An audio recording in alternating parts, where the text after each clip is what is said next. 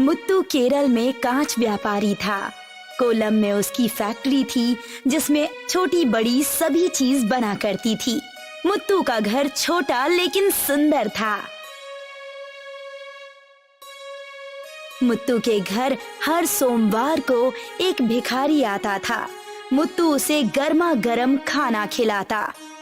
ऐसी वाणी बोलिए मन का आपा खोए, औरन को शीतल करे आप हूँ शीतल होए। साई इतना कीजिए जामे कुटुंब समाए, मैं भी भूखा ना रहूं साधु ना भूखा जाए। मुत्तू बाबू, खाने के स्वाद की तो बात ही क्या करना, आपके द्वारा दिया गया भोजन तो मेरे लिए ईश्वर का प्रसाद है और प्रसाद तो हमेशा ही स्वादिष्ट होता है। जब भिखारी चला गया तो मुत्तू की पत्नी किच्चू से बोली, तुम क्यों इस भिखारी को ताजा खाना खिलाते हो? 2-4 रुपए देकर विदा कर दिया करो। ये गरीब तो हमारे पीछे ही पड़ गया है। गरीबों से नफरत नहीं करनी चाहिए। कभी मैं भी बहुत गरीब था, तब भी इस आदमी को कैंटीन से कुछ न कुछ खिलाता था। मैंने इसे दद्दू कहना शुरू कर दिया। उसी पुराने समय से ही मेरा और दद्दू का रिश्ता है। पापा जल्दी चलिए, मैं स्कूल के लिए लेट हो रहा हूँ और आप फैक्ट्री के लिए। मुत्तू जब फैक्ट्री में पहुँचा तो रूहानी नाम का एक आदमी उससे मिलने आया। नमस्कार साहब, मेरा नाम रूहानी है। कई साल पहले मैं मिस्र में काम करने गया था। मेरी बेटी उस समय 6 साल की थी। मैं अक्सर उसे पिरामिड घुमाने ले जाता था। फिर मैं भारत लौट आया। अब मेरी बेटी 12 साल की हो गई है। वो अपने जन्मदिन पर कांच के पिरामिड की मांग कर रही है। मैं कांच के 5 पिरामिड बनवाना चाहता हूँ, छोटे छोटे। बन जाएंगे। आप पारदर्शी कांच चाहते हैं या रंगीन कांच? रंगीन कांच के ज्यादा सुंदर लगेंगे। अगर एक छोटे मंदिर के साइज के पिरामिड बनाऊंगा तो 5 पिरामिडों का खर्च 15,000 रुपए आएगा जी। ठीक है, कल आपको मैं पैसे दे जाऊंगा। अगले दिन रूहानी को अपनी तनख्वाह मिलने वाली थी। वो अपने मालिक से 15,000 रुपए लेकर बस में बैठ गया। कुछ देर बाद बस ने उसे फैक्ट्री पर छोड़ दिया। रूहानी बहुत खुश होकर मुत्तू के पास पहुंचा और उसने अपनी जेब में हाथ डाला, लेकिन किसी ने उसकी जेब काट ली थी। मेरी जेब तो फटी हुई है। लगता है बस में किसी ने मेरे पैसे चुरा लिए। अब मैं क्या करूं? मेरे पूरे महीने की कमाई थी साहब। अब मैं अपनी बेटी को क्या मुंह दिखाऊंगा? परेशान मत हो रूहानी, तुम्हारी बेटी मेरी बेटी। मैं तुम्हें पिरामिड फ्री में बना कर दूंगा। बेटी को इस साल का तोहफा मेरी तरफ से। शुक्रिया साहब, आप काफी पढ़े लिखे होंगे, तभी आपने शीशे का इतना बड़ा कारोबार खड़ा कर लिया। नहीं जी, मैं सिर्फ 10वीं पास हूँ। पिता की मृत्यु के बाद घर की सारी जिम्मेदारी मेरे ऊपर आ गई। मैं ज्यादा पढ़ाई नहीं कर पाया। ये कारोबार मैंने अपने व्यवहारिक ज्ञान के बल पर खड़ा किया जी। मुत्तू के घर के बगल में एक बहुत बड़ा बंगला था। उस बंगले के मालिक रोहन गुप्ता थे। रोहन विदेश से पढ़ाई करके आए थे। उन्हें अपने पिता से शराब बनाने का कारोबार विरासत में मिला था। रोहन बेहद घमंडी था। वो सिर्फ पैसों का सम्मान करता था। डार्लिंग, मुझे एक नई कार खरीदनी है। 20 लाख रुपए मेरे अकाउंट में ट्रांसफर कर दो ना। तेरे पास पैसों की कमी है क्या, जो तुम सिर्फ 20 लाख की कार खरीदोगी? कम से कम 50 लाख वाली कार खरीदना। कौशल सोकर उठा कि नहीं? नहीं, अभी नहीं उठा है। कल रात 2 बजे तक वीडियो गेम खेल रहा था। रोहन का बेटा कौशल 12 बजे से पहले सोकर नहीं उठता था। वो अक्सर स्कूल की छुट्टी करता। शाम को कौशल पार्क में अपने दोस्तों के साथ बातें करने जाता। उसे पार्क में मुत्तू का बेटा रमन मिलता। रमन रस्सी कूदता था। देखो दोस्तों, रमन कैसे लड़कियों की तरह रस्सी कूद रहा है। इसका नाम रमन नहीं रश्मि होना चाहिए था। मैं फौज में भर्ती होना चाहता हूँ। तेरी तरह आवारा नहीं बनना चाहता, इसलिए रस्सी कूद रहा हूँ। अपनी औकात में रहकर बात कर रमन, तू मेरे सामने कुछ भी नहीं है। किसी की औकात इस बात से नापी जाती है कि वो खुद क्या है, ना कि उसके बाप और दादा क्या हैं। कौशल जब घर पहुंचा तो उसका मुंह फूला हुआ था। पापा, रमन ने आज मेरे दोस्तों के सामने मेरी इंसल्ट की है और आपकी भी। वो कह रहा था कि मेरी और आपकी कोई औकात नहीं है। उस गरीब की इतनी हिम्मत, हमारे बंगले के सामने उस मुत्तू का घर चूहे जैसा है। मुझे तो इस बात पर आश्चर्य होता है कि उसको मेरे बंगले के बगल में जमीन मिल कैसे गई। रोहन रात में मुत्तू के घर पहुंचा। दरवाजा खोलो मुत्तू, बाहर आओ, मुझे तुमसे बात करनी है। अरे रोहन भाई, इतनी रात को क्या हुआ? तुम्हारा लड़का बहुत बदतमीज है, उसने मेरे बेटे को आवारा कहा। अंकल, शुरुआत कौशल ने की थी। बड़े लोगों की बातों को थोड़ा सहन करने की आदत डालो। मेरी बहुत जान पहचान है, मुझसे पंगा लोगे तो यहाँ रह नहीं पाओगे। अपना गुस्सा निकालकर रोहन चला गया। पापा, आपने रोहन अंकल से कुछ कहा क्यों नहीं? बेटा, रोहन दौलत के नशे में है, उसे होश नहीं कि वो क्या कह रहा है। किसी दिन उसका नशा उतरेगा तो उसे पछताना होगा। अगर आगे से कौशल कुछ कहता है तो तुम उसकी बात पर ध्यान मत देना।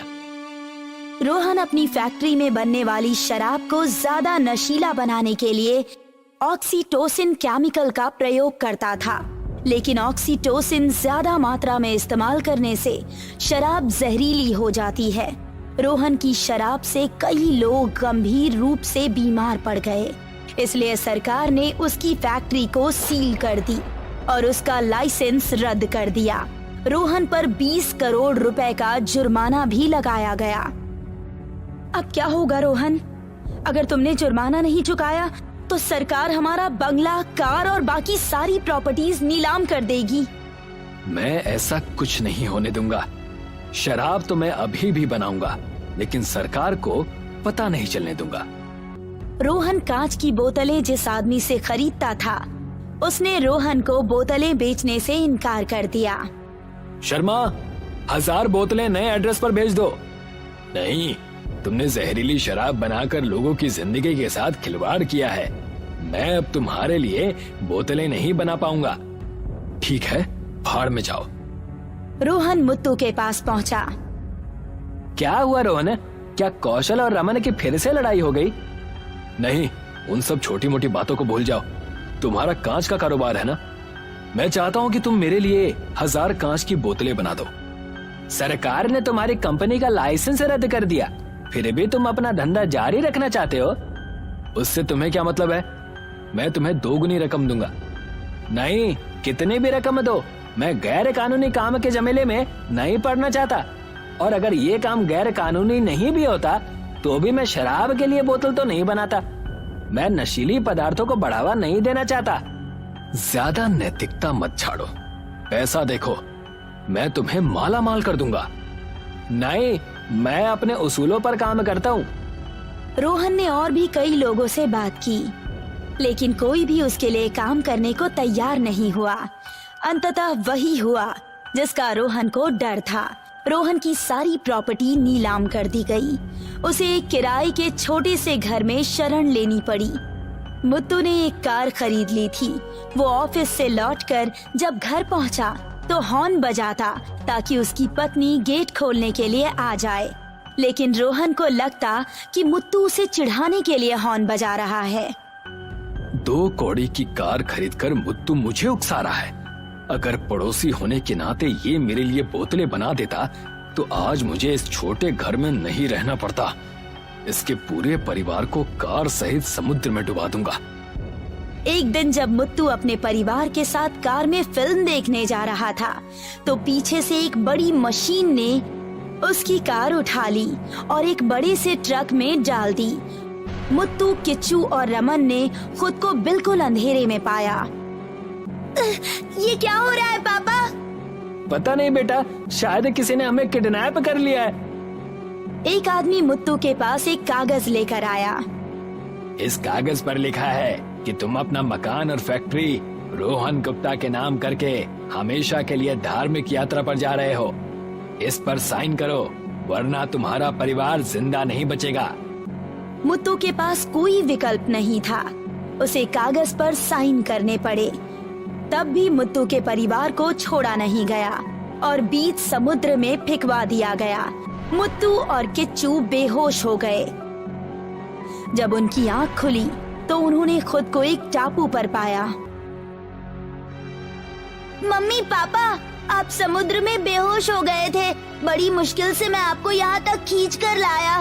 पीछे देखिए, कांच के कितने बड़े बड़े पिरामिड हैं। ये पिरामिड तो मिस्र के पिरामिड जितने बड़े लग रहे हैं। टापू पर रंगीन पारदर्शी कांच के 5 बड़े पिरामिड थे। तीनों लोग जब एक पिरामिड के पास गए तो उन्होंने देखा कि पिरामिड में एक दरवाजा लगा हुआ है। तीनों लोग दरवाजा खोलकर अंदर गए। अंदर उन्हें एक आवाज सुनाई दी।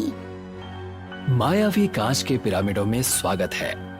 ये पिरामिड ईमानदार लोगों के लिए एक इनाम है और लालची लोगों के लिए अभिशाप। तुम अपनी जरूरत की मनचाही वस्तु मांग सकते हो। हमें सिर्फ थोड़ा खाना, थोड़ा पानी और एक जहाज चाहिए जी, जिससे हम अपने देश वापस लौट सके। समुद्र किनारे जाओ, वहां तुम्हें जहाज मिल जाएगा। उसी में खाना और पानी भी होगा। पूरब दिशा में चलते जाना, तुम अपने देश पहुंच जाओगे। मुत्तू का परिवार सकुशल जहाज से केरला लौट आया। रोहन ने मुत्तू के घर पर कब्जा कर रखा था। रोहन, मेरे घर से बाहर निकलो। ये मकान और तुम्हारी फैक्ट्री तुम मेरे नाम कर चुके हो। मेरे पास सबूत भी है। निकल जाओ यहाँ से। मुत्तू के परिवार को जान पहचान की एक दुकान में शरण लेनी पड़ी। रोहन ने अपने एक आदमी से कहा, तुम मुत्तू के पीछे साए की तरह रहना और देखना कि ये क्या प्लान बना रहा है। हमें रोहन के खिलाफ केस दायर करना होगा। लेकिन केस लड़ने के लिए हमारे पास पैसे भी तो नहीं है। हमारी हर चीज पर रोहन ने कब्जा कर लिया है। पापा, हमें पिरामिडों के पास चलना चाहिए और कुछ रुपए मांग लेने चाहिए। मुत्तू जहाज से फिर पिरामिडों के पास पहुंचा। मेरे पड़ोसी ने मेरे घर और फैक्ट्री पर कब्जा कर लिया जी। केस लड़ने के लिए मेरे पास पैसे नहीं। मुझे 1 लाख रुपए की जरूरत है। मैं रुपए नहीं दे सकता, लेकिन मैं तुम्हें सोने का एक हार देता हूँ। इसे बेचकर तुम अपनी जरूरत के लिए पैसे जुटा लोगे। रोहन के आदमी ने ये सब देख लिया। उसने तुरंत जाकर सब कुछ रोहन को बता दिया। सोना देने वाला पिरामिड, फिर तो मजा ही आ गया। 2 दिन बाद रोहन जहाज से उस टापू पर पहुंच गया जिस पर जादुई पिरामिड थे। वो पिरामिड के अंदर जाकर बोला, मुझे 10 क्विंटल सोना चाहिए। तू बेईमान और लालची है, तुझे तेरे कर्मों की सजा मिलेगी। सिर को छोड़कर रोहन का पूरा शरीर सोने का बन गया। वो पत्थर की तरह एक जगह खड़ा रह गया। मुझे माफ कर दो, मैं हिल भी नहीं पा रहा हूँ। इस तरह मैं पत्थर की तरह पूरी जिंदगी नहीं बिताना चाहता। रोहन कई दिनों तक पत्थर की तरह खड़ा रहा। उसका भूख और प्यास से बुरा हाल हो गया। फिर एक दिन मुत्तू पिरामिड में पहुंचा। मुत्तू सारा मामला समझ गया। रोहन, लगता है तुमने अपने लालच की पूर्ति करने की कोशिश की, इसीलिए तुम्हारा शरीर सोने का बन गया। हाँ, मुझे बचा लो मुत्तू। मैं इस तरह अपना जीवन नहीं गंवाना चाहता हूँ। मैं तुम्हें तुम्हारा घर और फैक्ट्री वापस लौटा दूंगा। हाँ। उसकी जरूरत नहीं है। मैं केस जीत गया हूँ और मुझे मेरा घर और फैक्ट्री वापस मिल गया जी। मैं तो यहाँ पिरामिडों को धन्यवाद देने आया था। अब मैं चलता जी। मैं तुम्हारे हाथ जोड़ता हूँ मुत्तू, मुझे अकेला छोड़कर मत जाओ। मेरा भी परिवार है। तब मुत्तू ने पिरामिड से कहा, हे पिरामिड, रोहन को माफ कर दो। मुत्तू के कहने पर पिरामिड ने रोहन को माफ किया और रोहन का शरीर पहले जैसा हो गया। रोहन के रिक्वेस्ट करने पर मुत्तू ने रोहन को अपनी फैक्ट्री में नौकरी दे दी और रोहन एक सामान्य जीवन बिताने लगा। सीताराम राजगढ़ गांव में रहता है। राजगढ़ गांव में सड़क आ जाने से गांव का विकास होना शुरू होता है। और कैसे हो सीताराम? सभी लोग शहर में काम ढूंढने जा रहे हैं, क्या तुम नहीं जाओगे?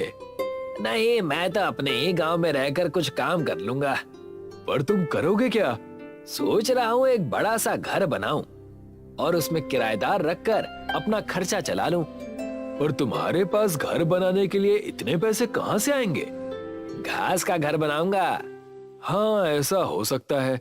घास की तो हमारे गांव में कोई कमी नहीं है। देखना, बड़े महल जैसा घर होगा मेरा। सीताराम जंगल जाता है और वहाँ से बहुत सारी सूखी घास लेकर वापस आता है और उस घास को बुनकर घर बनाने लगता है। कई दिनों तक दिन रात मेहनत करने के बाद सीताराम का घास का घर बनकर तैयार हो जाता है। कई दिन तक ढूंढने पर सीताराम को एक किराएदार मिलता है। मुझे 2 कमरे चाहिए। मैं अपने परिवार के साथ यहाँ आपके गांव के स्कूल में पढ़ाने आया हूँ। हाँ हाँ, आइए गुरुजी। इतना बड़ा घर आप लोगों के लिए ही तो बनाया है। आ जाइए।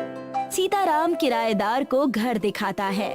किराएदार को घर पसंद आता है। कुछ दिन बीतने के बाद, अरे सीताराम जी, आपके घर में तो बहुत सारे चूहे हैं। ये तो रात को ठीक से सोने भी नहीं देते। माफ कीजिए गुरुजी, मैं आज ही चूहेदानी लाकर सारे चूहों को भगा देता हूँ। सीताराम दुकान में जाकर चूहेदानी खरीदता है और चूहेदानी की मदद से जंगल में छोड़ कर आता है। कुछ दिन तक तो किराएदार को कोई भी शिकायत नहीं रहती, पर जैसे ही बारिश का मौसम आता है, बारिश का पानी सीताराम के घास के घर में घुसने लगता है, जिसकी शिकायत लेकर किराएदार फिर से सीताराम के पास आता है। सीताराम जी, अब नई समस्या खड़ी हो गई है।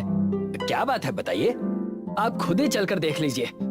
किराएदार सीताराम को अपने कमरे में लेकर जाता है, जहाँ पर छत से बारिश का पानी टपक रहा है। ये देखिए, थोड़ी सी बारिश हुई नहीं कि पानी टपकना शुरू हो गया।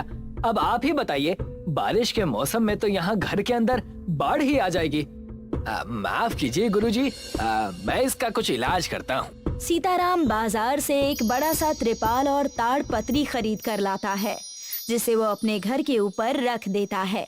लीजिए गुरुजी, अब आपकी पानी टपकने की समस्या भी खत्म हो गई। धीरे धीरे बारिश का मौसम शुरू हो जाता है और तेज मूसलाधार बारिश होने लगती है, जिससे सीताराम की छत का त्रिपाल और ताड़ पत्री दोनों ही फट जाते हैं और बारिश का पानी एक साथ घर में आ जाता है। किराएदार गुस्से में सीताराम के पास जाता है। देखिए सीताराम जी, अब तो हद ही हो गई है। घर का सारा राशन भीग गया है।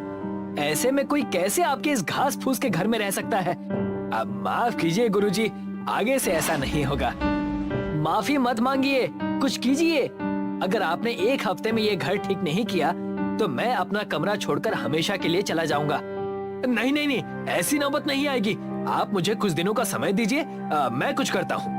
सीताराम परेशान हो जाता है और सोच में पड़ जाता है कि तभी उसे परेशान देखकर उसका दोस्त दिवाकर उससे पूछता है, क्या बात है, आज परेशान नजर आ रहे हो? हाँ, बारिश की वजह से घर के अंदर पानी घुस रहा है, जिससे किराएदार ने घर खाली करने के लिए कहा है। अब घास फूस का घर है तो पानी तो घुसेगा ही ना। समझ ही नहीं आ रहा कि क्या करूं। तो कुछ टाट पट्टी या प्लास्टिक की ताड़पत्री लगाकर देखो। वो सब करके भी देख लिया, उनका भी कुछ फायदा नहीं हुआ। ठीक है, अगर तुम्हारी समस्या का कोई हल मिलेगा तो मैं तुम्हें जरूर बताऊंगा। दिवाकर इतना कहकर वहाँ से चला जाता है और सीताराम फिर से सोच में पड़ जाता है कि वो कैसे अपने घर को बारिश में चूने से बचाए। कुछ दिन बीत जाते हैं, पर सीताराम कुछ भी नहीं कर पाता और बारिश का पानी घर में घुसने की वजह से अब किराएदार घर को खाली करने लगता है। गुरुजी, कुछ दिन और रुक जाइए। देखिए सीताराम जी, मैंने आपको एक हफ्ते का समय दिया था और 10 दिन बीत चुके हैं। आप खुद ही देख लीजिए, घर के अंदर पानी का तालाब बना हुआ है और इस तालाब में मैं अपने बच्चों के साथ कैसे रहूंगा? हे भगवान, बड़े मुश्किल से तो एक किराएदार मिला था, दूसरा किराएदार कहाँ से ढूंढ कर लाऊंगा? और किराएदार मिल भी गया तो मैं इस टपकती छत का क्या करूंगा? सीताराम बहुत दुखी और निराश हो जाता है कि तभी उसके पास दिवाकर आता है। मुझे तुम्हारी समस्या का समाधान मिल गया है। क्या है, जल्दी से बताओ। दिवाकर सीताराम को एक किताब देता है। इस किताब का मैं क्या करूँगा? जब राम जी और सीता माँ वनवास गए थे, तब उन्होंने जंगल में एक जादुई घास के पौधे से घर बनाया था, जो कि उन्हें सर्दी गर्मी से बचाता था। और भी कई चमत्कारिक गुण उस घास में है। किताब खोलकर देखो, तुम्हें सब पता चल जाएगा। सीताराम किताब खोलकर उस जादुई घास के पौधे को देखता है और खुश हो जाता है। वो किताब को लेकर जंगल में जाता है और जादुई घास को ढूंढने लगता है कि तभी सीताराम के पीछे एक शेर पड़ जाता है। सीताराम शेर से खुद को बचाने के लिए तेजी से दौड़ता है और जाकर एक बहुत गहरे गड्ढे में गिर जाता है। सीताराम जब गड्ढे में थोड़ा आगे चलता है तो वो देखता है कि सामने कुछ चमक रहा है। सीताराम समझ जाता है कि ये वही घास है। जब वो उसके पास जाता है तो उसे वहाँ पर एक वानर दिखाई देता है। तुम्हें क्या चाहिए सीताराम? मुझे ये जादुई घास चाहिए। इसके लिए तुम्हें मेरे 3 प्रश्नों का उत्तर देना होगा। अगर उत्तर सही हुए तो तुम्हें ये जादुई घास मिल जाएगी। हे वानर रूप धारण किए हनुमान जी, आप सवाल पूछिए। राजा राम कितने साल के लिए वनवास गए थे? अब 14 साल के लिए। राजा राम का सबसे बड़ा शत्रु कौन था? अब लंकापति रावण। अब आखिरी प्रश्न, भगवान श्री राम को महापुरुष क्यों कहते हैं? क्योंकि एक राजा होते हुए भी उन्होंने अपने पिता के वचन की लाज रखने के लिए राजघराने को छोड़कर वनवास जाने का निर्णय लिया था। तुमने सभी प्रश्नों के सही उत्तर दिए हैं। तुम जितना चाहे उतना जादुई घास ले जा सकते हो। जय हो सीता मैया की, जय हो रामचंद्र जी की। हे ईश्वर, मुझ गरीब पर अपनी कृपा बनाओ। जय हो प्रभु, आपने अपना चमत्कार दिखा दिया। जय हो सीता मैया, जय हो रामचंद्र जी की। सीताराम जादुई घास का एक बड़ा गड्ढा बनाकर घर ले आता है। सीताराम उस जादुई घास से अपने घर की छत बुनने लगता है। जैसे ही सीताराम उस जादुई घास से अपने घर की छत बनाता है, उसका पूरा घर जादुई घास का महल बन जाता है। अरे वाह सीताराम, ये तो चमत्कार हो गया। ये सब तो प्रभु रामचंद्र जी की कृपा है और तुम्हारी किताब के बताए हुए नुस्खे ने कमाल कर दिया है। बहुत बहुत धन्यवाद दिवाकर। इसमें धन्यवाद की क्या बात है? अगर मुसीबत के समय में एक दोस्त दूसरे के काम नहीं आएगा तो दोस्ती ही क्या। आ जाओ, तुम्हें अंदर से अपना जादुई घास का महल दिखाता हूँ। सीताराम दिवाकर को अपना जादुई महल दिखाने के लिए ले जाता है। जब ये बात किराएदार को पता चलती है कि सीताराम के घास का झोपड़ा जादुई घास का महल बन गया है, तो वो अपना सारा सामान लेकर सीताराम के पास वापस आता है। मुझे माफ कर दीजिए सीताराम जी, मैं आपके घर को छोड़कर चला गया था और ना जाने आपको क्या क्या कह दिया। कोई बात नहीं गुरुजी, उस वक्त मेरे घर की हालत भी ठीक नहीं थी और ऐसे पानी टपकने वाली छत में भला कोई कैसे रहेगा। पर अब मेरा घर बिल्कुल ठीक हो गया है। आप अपने पूरे परिवार के साथ वापस आ सकते हैं। किराएदार अपना सारा सामान और परिवार को लेकर सीताराम के जादुई घास के महल में वापस रहने के लिए आ जाता है। धीरे धीरे सीताराम के जादुई घास के महल के बारे में लोगों को पता चलता है और कुछ नए किराएदार रहने के लिए जादुई घास के महल में आने लगते हैं।